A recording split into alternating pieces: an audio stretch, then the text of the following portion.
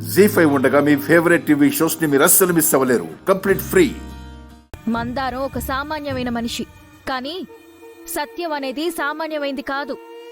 ఆ కాలం నుండి ఈ కాలం దాకా సత్యమే రాజ్యమేలింది, ధర్మమే నిలబడింది.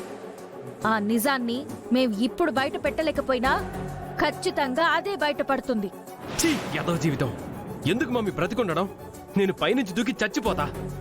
ఎవరైతే నా మీద నింద వేశారో ఆ నింద నిజం కాదని తెలిసిన తర్వాత కూడా ఇంకా వీళ్లలో అనుమానం పోలేదు. ఇంకా ఇంకా నన్ను చిత్రవద చేస్తూనే ఉన్నారు. ఏం మాట్లాడుతున్నావు దీపక్? రూపా, ముగిసిపోయింది. ఇంతకాలం ఇంట్లో మొదలైన అంతర్యుద్ధం, అంతర్మదనం ఈ రోజుతో స్వస్తి వాక్యం పలికింది.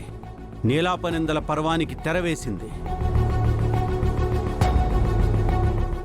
ఇక వాదోపవాదాలు అనవసరం. దీపక్ నిర్దోషి అని రుజువైంది కాబట్టి ఇంతటితో ఈ విషయాన్ని అందరూ వదిలేయండి.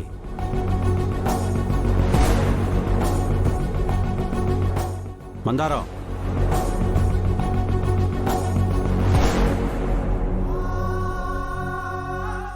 పని మనిషిగా ఉన్నప్పుడు కూడా నిన్ను ఇంటి మనిషిగా చూశాం. నువ్వు తప్పటడుగు వేసింది గాక ఆ తప్పటడుగు ఇంట్లోనే పడిందని ఎలా చెప్పగలిగావు? అన్నం పెట్టిన ఇంటికే ద్రోహం చేయాలని ఎలా అనిపించింది? నీ జీవనానికి సరిపడా డబ్బిచ్చినా ఆకాశానికే నిచ్చెన వేయాలని ఆశపడ్డావు. చివరికి పాతాళంలో పడ్డావు. కానీ ఇప్పుడు నేను న్యాయాధికారిగా నీకు ఏ శిక్ష అయినా వేయగలను. చీటింగ్ కేసు పెట్టి జైలుకు పంపించగలను. కానీ ఆ శిక్ష నీకు మాత్రమే పడదు, నీ కడుపును పుట్టిన పాపానికి అపం శుభం ఎరుగని నీ బిడ్డకు కూడా పడుతుంది. అందుకే ఈసారికి క్షమించి వదిలేస్తున్నాను.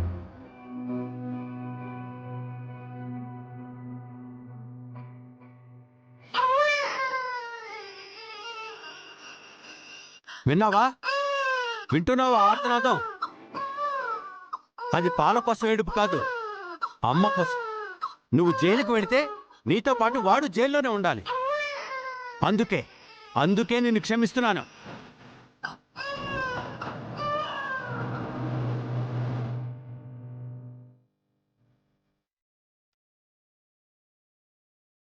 వెళ్ళు.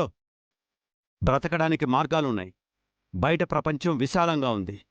వీలైతే నీ బిడ్డకి తండ్రెవరో వెతుక్కుంటూ వెళ్ళు. లేదంటే కన్న పాపానికి వాణ్ణి పెంచి పెద్ద చేసి ప్రయోజకుని చేయి. వెళ్ళు. పని మనిషిలా బ్రతకడం కష్టం కాదు, కానీ మనిషిలా బ్రతకడమే కష్టం. మంచి మనిషిగా ఎలా బ్రతకాలో ఈ ఇల్లు నాకు నేర్పిందయ్యా.